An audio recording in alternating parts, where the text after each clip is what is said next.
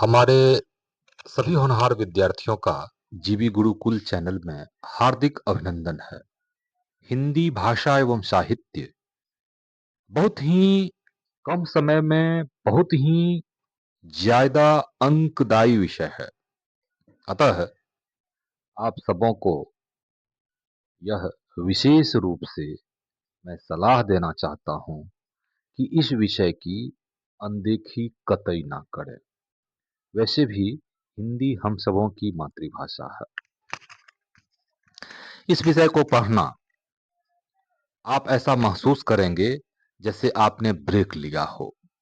दिन भर में आप 35 से 40 मिनट भी इस विषय को पढ़ते हैं तो आप ऐसा महसूस करेंगे जैसे आप ब्रेक लिए हों।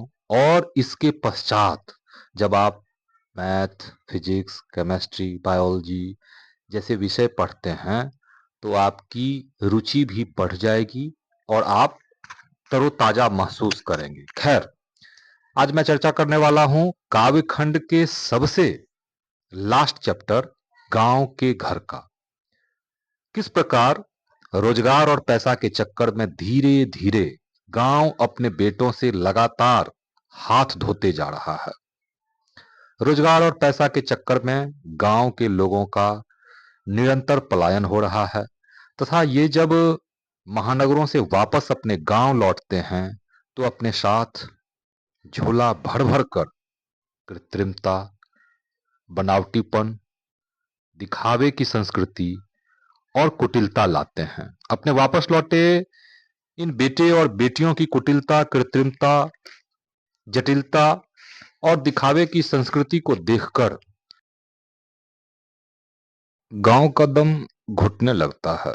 यह अलग बात है कि पलायन करने वाले लोगों को गांव ने पाल पोस कर बड़ा किया, पर अब जैसे ही वो वापस लौटते हैं वैसे ही उनका गांव में मन नहीं लगता। वहीं दूसरी ओर उन्हें गांव का वातावरण दमघोटू और पूर्णतः नीरस लगने लगता है। जाहिर है ज्ञानेन्द्र की कविता गांव के दरकते स्वस्थ मूल्यों और परंपराओं को देखकर चिंतित तथा व्याकुल है। प्रस्तुत कविता गांव के इन्हीं द्वंद्व और टूटते परंपराओं पर केंद्रित है। विषय में प्रवेश करने से पूर्व कवि ज्ञानेन्द्र के जीवन वृत्त पर एक सरसरी नजर दौड़ा लें। कवि बिहार सरकार में एक बड़े अधिकारी थे। बाद में ये जेलर सुप्रिंटेंडेंट यानी कारा अधीक्षक बने, पर सरकारी नौकरी का बंधन इन्हें काटने के लिए दौड़ा। अंत में इस बंधन को पूरी तरह से इन्होंने काट दिया, यानी सरकारी नौकरी त्याग कर काव्य सृजन में पार्ट टाइम नहीं बल्कि फुल टाइम यानी पूर्णकालिक कवि बन गए। अब सीधे ज्ञानेन्द्र की कुछ प्रमुख रचनाओं को देखते हैं। समकालीन कवि ज्ञानेन्द्र की प्रमुख रचनाएं कुछ इस तरह से है। आंख हाथ बनते हुए शब्द लिखने के लिए ही यह कागज बना है। गंगा तट, संशय आत्मा, पढ़ते पढ़ते यह कथेत्तर गद्य है। भिनसार, कवि ने कहा कविता संचयन है। एक चक्रा नगरी, ये एक काव्य नाटक है। कवि शहर में रह रहे हैं लेकिन इसके बाद भी गांव के प्रति इनके दिल में श्रद्धा का भाव है।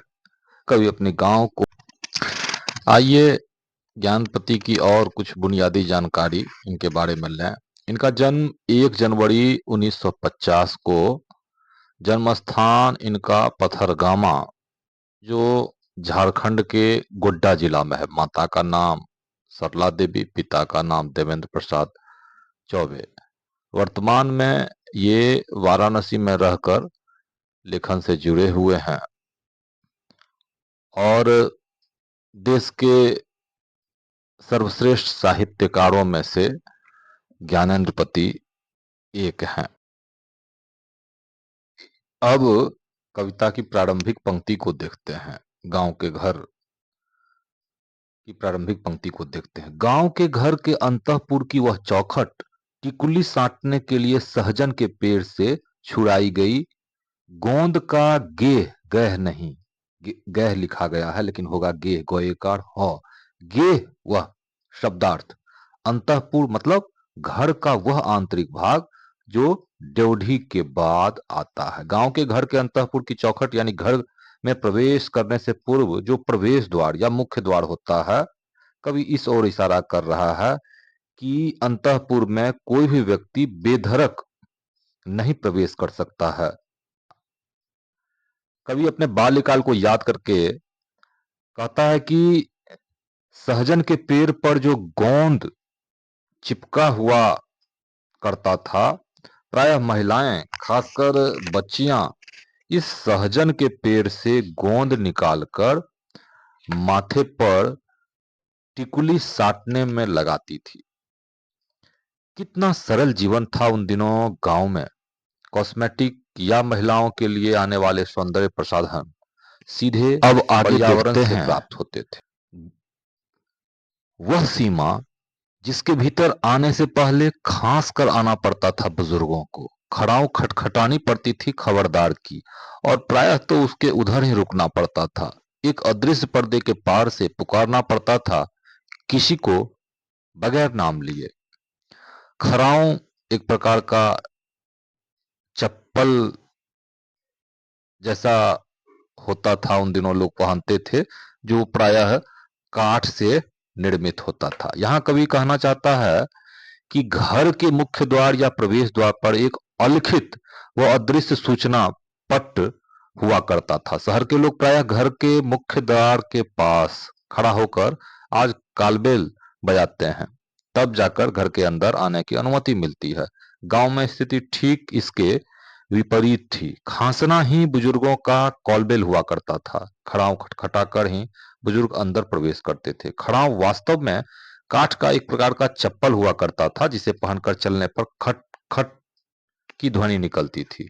जब गांव में बुजुर्गों को घर में प्रवेश करना होता था, तब वो खड़ाऊ खटखटाकर या खांस कर घर की महिलाओं को खबरदार या सावधान कर देते थे। तत्पश्चात ही वो घर में प्रवेश करते थे। वास्तव में गांव के घर मुख्य द्वार पर एक अदृश्य लक्ष्मण रेखा खींची होती थी, जिसको पार करने में जिसको पार करने के कुछ नियम थे। अगर मुख्य द्वार पर पर्दे नहीं भी हैं, तो भी महिलाओं तक संदेश भेजने के लिए एक विशेष तरीका अपनाया जाता था। गांव में जब ये बुजुर्ग महिलाओं से किसी प्रकार संवाद करते, तो बिना महिलाओं का नाम लिए संवाद करते। जैसे मान लीजिए किसी महिला का मायका पटना, भागलपुर, मुजफ्फरपुर या रामपुर है, तो बुजुर्ग उन्हें क्रमशः पटना वाली, भागलपुर वाली, मुजफ्फर वाली या फिर रामपुर वाली कहकर संबोधित करते थे, या फिर उन्हें उनके पति और बेटे के नाम लेकर संबोधित करना होता था। अगले काव्यांश में कवि कहते हैं कि जिसकी तर्जनी की नोक धारण किए रहती थी, सारे काम सहज शंख के चिन्ह की तरह। गांव के घर की उस चौखट के बगल में गेरू लिपि भीत पर दूध डूबे अंगूठे के छापे, उठौना दूध लाने वाले बूढ़े ग्वाल दादा के, हमारे बचपन के भाल पर दूध तिलक, महीने के अंत में गिने जाते एक एक कर। गांव में उन दिनों बुजुर्गों का अत्यधिक सम्मान होता था।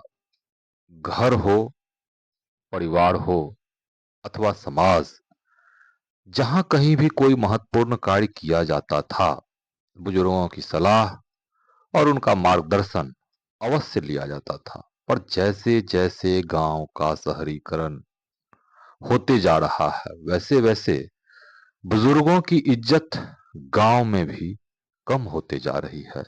नई पीढ़ी अब बुजुर्गों को दरकिनार कर स्वयं अपना निर्णय ले रही है। पुराने समय में गांव के लोग ज्यादातर पढ़े लिखे नहीं होते थे, वे सीधे साधे होते थे, ठीक ग्वाल दादा की तरह। ग्वाल दादा कवि के घर दूध देने आते थे, पर गेरुए रंग में रंगे दीवार पर ही अपने अंगूठे से चिन्ह बना देते थे। यानी कवि का गेरुए रंग से रंगा दीवार ही ग्वाल दादा के डायरी होते थे और उसी पर वह अपना हिसाब लिखा करते थे। बाद में महीने के अंत में उसी दीवार पर हिसाब होता था। क्या आज के युग में यह संभव है? हालांकि लेखक के बाल्यावस्था में ग्वालदादा प्यार से माथे पर दूध का तिलक भी लगा देते थे। वास्तव में ग्वालदादा का वह तिलक प्यार की निशानी थी। आज भी कभी उस तिलक को याद कर भावुक हो जाते हैं। वास्तव में यह तिलक विजय तिलक था, जो आज भी कवि के हृदय को स्पर्श करता प्रतीत होता है।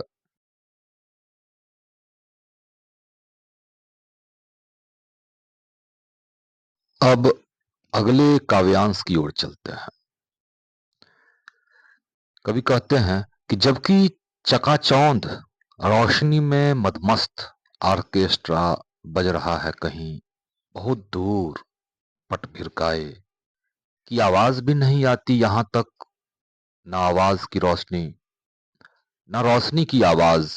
होरी, चैती, विरहा, आल्हा, गूंगे लोक गीतों की जन्मभूमि में भटकता है एक शोक गीत, अनगाया, अनसुना, आकाश और अंधेरे को काटता। कवि अपनी इन काव्य पंक्तियों के अनुसार कहता है कि गांव में भी अब आंखें फोड़ देने वाली नए तरह के चकाचौंध पैदा करने वाली रोशनी की जगमगाहट उत्पन्न होने लगी है। ऑर्केस्ट्रा और डीजे के तेज आवाज में अब गांव डूबने लगा है। यानी गांव में खान पान के साथ रहन सहन में भी बदलाव आ चुका है। गांव की संस्कृति और सभ्यता में तेजी से बदलाव होते जा रहा है। डीजे और ऑर्केस्ट्रा में क्या बज रहा है इसका भले ही पता नहीं चले, पर लोग उस पर झूम अवश्य रहे हैं। उसकी रोशनी बहुत दूर तक विस्तारित नहीं है। कवि को सबसे बड़ी चिंता ग्राम गीतों के गुम हो जाने की है।